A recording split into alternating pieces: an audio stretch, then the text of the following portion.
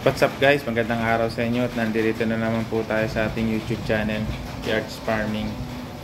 Yan guys, oh. Bali naglay na yung ating red seal, yung ating inaabangang hybrid.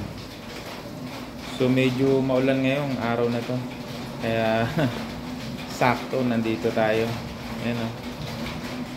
So far pumapahid yung ating hybrid. First time natin tong i-breed.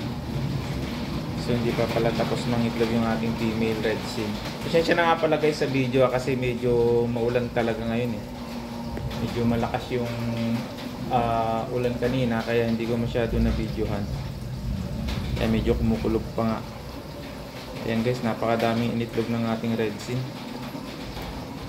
Hindi pa pala to tapos.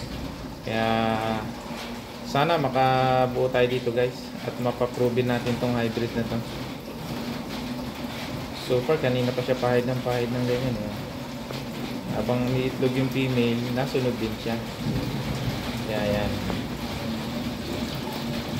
Tingnan natin kung anong kalalabasan ng mga anak nito guys. Kaya i-update ko kayo kung sakaling makabuo ito. So ito yung ating preparasyon na inanda dyan guys. Ito, dito yung mga fry natin noon ng mga F1. So inayos ko lang ulit yan. Naka-ready na yan guys para sa pag-breed natin ito. Dahil ililipat ko lang to guys. Yan, para safe yung ating mga isda.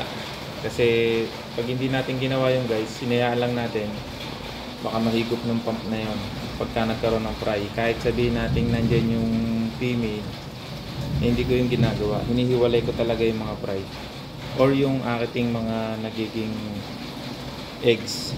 So binibidyoan ko ngayon, medyo hindi naman sila nai-istorbo kahit na malapit lang ako. Sayang guys. Yung male natin nag-drop cook.